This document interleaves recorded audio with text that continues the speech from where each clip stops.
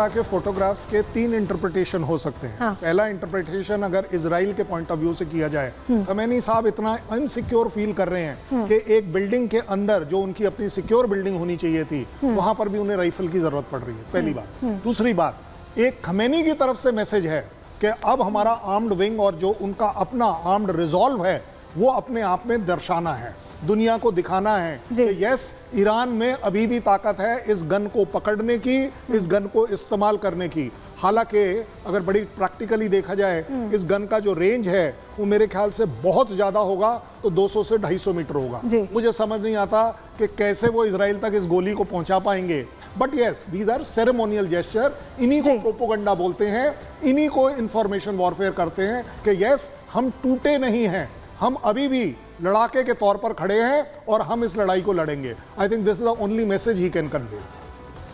बिल्कुल, बहुत शुक्रिया कर्नल शैलेंद्र, आपने बहुत सारी चीज़ें हमें बहुत अच्छे तरीके से समझाई और बताया भी कि कैसे हमें ये समझ आ रहा है कि अमेरिका का ये पूरा प्लान ऑफ एक्शन है।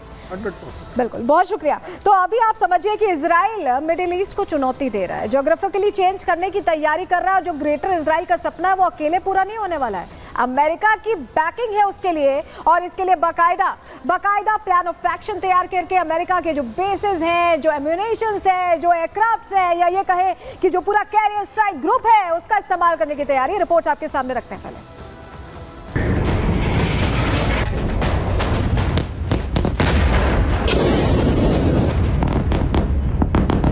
इजराइल कर रहा वार, अमेरिका का प्लान प्रहार।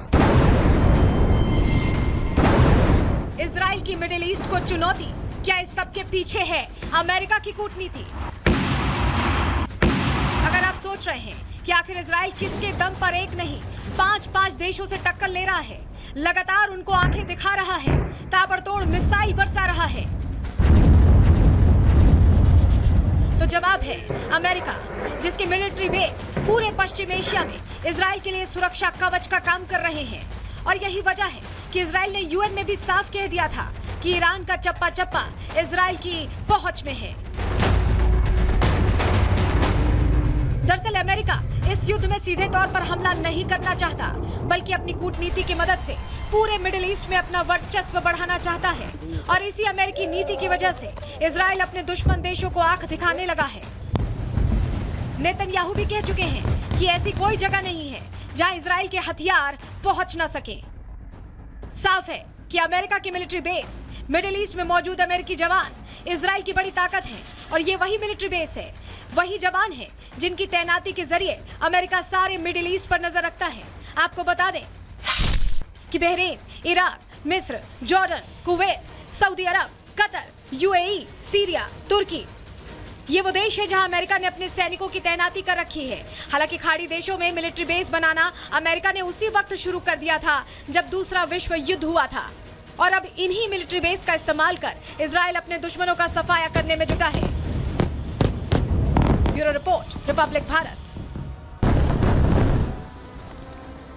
तो चलिए, ये सब कुछ तो चल रहा है, ग्रेटर इजराइल का प्लान तो चल रहा है, लेकिन आज क्या हुआ तेहरान में जुमे की नमाज पर खामनेई सामने आए, और ये 2020 के बाद पहली बार हुआ है। ग्रैंड मस्जिद पहुंचे, ये तस्वीर देखिए, ये तस्वीर आप देख रहे हैं, ग्रैंड मस्जिद में नमाज पढ़ी गई है और नसरल्लाह के लिए फातिहा पढ़ा गया है। और ये 2020 के बाद अब हुआ, यानी 4 साल बाद हुआ है। जुमे पर भारी भीड़ इकट्ठा दिखाई दी है, तस्वीर हम आपको दिखा रहे हैं। और चलिए अब आपको बताते हैं कि क्या अपील की है खामनेई ने। कुछ बड़ी बातें यहाँ से की है। नसरल्लाह की मौत के बाद सुप्रीम लीडर खामनेई सामने आए, ग्रैंड मस्जिद पहुंचे, और तेहरान में जनता के बीच आयतुल्लाह खामनेई दिखाई दिए। ये बहुत लंबे वक्त बाद हुआ, क्योंकि बीच में बंकर में चले गए थे जब नसरल्लाह की मौत हुई थी। खामनेई ने दुनिया के मुसलमानों से एकजुट होने को कहा, एक साथ आने को कहा है कि कुरान के बताए रास्ते पर चलें। इसकी अपील उनकी तरफ से की गई। दुनिया के मुसलमान एकजुट होंगे तो अल्लाह की ताकत जुड़ेगी। खामनेई ये कह रहे हैं मुसलमानों में दरार डाली जा रही है, दरार डालने की कोशिश की जा रही है, और मिडिल ईस्ट में हमारा एक ही दुश्मन है। इजराइल को हाईलाइट किया गया है यहाँ पे, एक ही दुश्मन है, सारे दोस्त हैं, सारे भाई हैं, सिर्फ एक ही दुश्मन है। और ऐसे में इजराइल को यहाँ सीधे सीधे हाईलाइट कर दिया गया है। हर देश को अपनी हिफाजत करने का हक है। यानी अपना जो अटैक हुआ उसको वेरीफाई कर रहे हैं, उसको ये सही बता रहे हैं। इजराइल पर 7 अक्टूबर का हमला जायज था, यानी हमास ने जो हमला किया था वो जायज था। इजराइल पर मिसाइल हमला भी जायज था, यानी जो ईरान ने हमला किया वो भी जायज था, जो हमास ने 7 अक्टूबर 2023 को किया वो भी जायज था। लेकिन अब आपको एक तस्वीर दिखाते हैं, आपको विश्वास नहीं होगा। आप जब तो वो तस्वीर देखेंगे तो आपको विश्वास नहीं होगा। ये देखिए 1970 में ये ईरान ही है, आप देख पा रहे हैं। आपको लग रहा होगा यूरोप हो, आपको लग रहा होगा कि यूरोप है, लेकिन ये ईरान है। और अब 2023 का ईरान देखेंगे तो वहां बुर्का नशी महिलाएं आपको दिखा रही है। और इराक की तस्वीर भी देख लीजिए, इराक पहले कैसा हुआ करता था 1970 में देखिए, और 2023 में अब कैसा हो रहा है। और चलिए यही 2 देश नहीं है, इजिप्ट का भी हाल आपको दिखा देते हैं। चलिए तस्वीर बदलिए, इजिप्ट में देखिए 1950 की तस्वीर आपको दिखा रहे हैं और अब की इजिप्शियन वुमेन्स की तस्वीर देखिए, महिलाओं की तस्वीर देखिए, ये बिल्कुल बदल गया। अल्जीरिया की भी तस्वीर आपको दिखाते हैं। कट्टरपंथी सोच जहां जहां गई सब कुछ छिन गया, सब कुछ बदल गया। देखिए अल्जीरिया की 1970 की तस्वीर और 2023 की तस्वीर, फर्क नजर आ रहा होगा आपको साफ साफ, मुझे बताने की जरूरत नहीं है। सीरिया की भी तस्वीर आपको दिखा देते हैं, सीरिया की तस्वीर देखिए। इसीलिए तो यहाँ पर आवाज उठ रही है, इसीलिए तो ये कहा जा रहा है कि दमन किया जा रहा है, लोगों को अपने हिसाब से चलाया जा रहा है, बंधनों में रखा जा रहा है, आजादी नहीं है। ये देखिए अफगानिस्तान की तस्वीर तो खैर आपको अभी याद होगी, ये तस्वीर देख लीजिए, पहले की दिखा रहे हैं और अब की 1958, और तब से लेकर अब तो और एडवांसमेंट होना चाहिए था, लेकिन लग रहा है ये बैकलॉग में चल रहा है, इतिहास में जा रहा है, ऐसा लग रहा है। आपको ये जानकारी इसलिए हम दे रहे हैं क्योंकि आज़ादी यहाँ पर रोक दी गई है, कट्टरपंथी सोच का कब्जा यहाँ हो गया है। आज़ादी की बात करने वाले कट्टरपंथियों का ये दोहरा चेहरा है। कट्टरपंथियों ने महिलाओं की आज़ादी छीन ली है, कैसे छीनी हमने आपको दिखाया। ईरान और लेबनान की शक्ल कट्टरपंथियों ने बदल कर रख दी, और सिर्फ ईरान और लेबनान की नहीं बात है, सीरिया, अल्जीरिया, अफगानिस्तान, हर जगह वही हाल है। महिलाओं की आज़ादी पर पूरी तरह से लगाम लगा दी गई, उन्हें बंधनों में बांध दिया गया। कट्टरपंथियों ने महिलाओं पर हिजाब थोप दिया, कोई अपनी इच्छा से पहने समझ में आता है, थोप दिया। ऐसे कानून बना दिए कि उन्हें पहनना ही पड़ेगा, नहीं तो सजा मिलेगी। आजाद ख्याल वाली महिलाओं पर जुल्म ढाए गए हैं, वो तस्वीरें भी सामने आती रही हैं बीच बीच में। हिजाब के लिए कई देशों में सख्त नियम बनाए गए हैं, हिजाब ना पहनने पर सजा भी तय की गई है, यानी अगर आपकी इच्छा नहीं है तो भी आपको मजबूरन पहनना पड़ेगा, नहीं तो सजा दे दी जाएगी।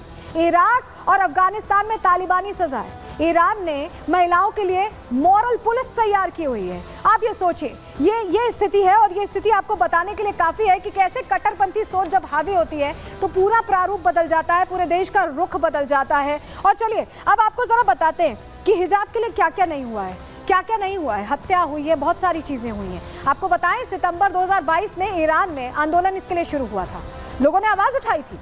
मॉरल पुलिस ने एक युवती की हत्या कर दी थी हिजाब ना पहनने पर। महसा अमीनी की हत्या के बाद आंदोलन शुरू हुआ, ईरान की महिलाओं ने हिजाब का विरोध किया और ईरान में हिजाब के खिलाफ उग्र प्रदर्शन हुए थे। ईरान की बात कर रहे हैं, तेहरान, बबोल, अमोल और फरदीस में आंदोलन शुरू हो गए थे। ईरान के 46 शहरों में हिजाब के खिलाफ आवाज उठी थी, और ये ज्यादा पुरानी बात नहीं है। प्रदर्शन के दौरान ईरान में 45 से ज्यादा लोगों की मौत हुई थी।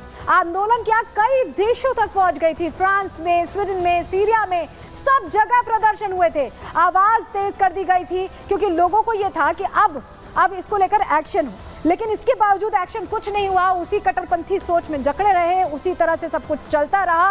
और इसी को लेकर देखिए अब कहा जा रहा है कि एक सिविल वॉर ईरान में अंदर चल रही है, और उसका सामना भी करना पड़ सकता है खामनेई को। और इसी का फायदा उठाकर इजराइल, ग्रेटर इजराइल की जो पूरी तस्वीर है, क्योंकि मोसाद के एजेंट्स तो है ही, सिविल वॉर होगी तो क्या होगा आप बखूबी समझ रहे हैं। और इसी के साथ आज के लिए प्रहार में इतना ही, कल फिर हाजिर होंगे डिटेल रिपोर्ट के साथ, तब तक के लिए दीजिए इजाजत, नमस्कार।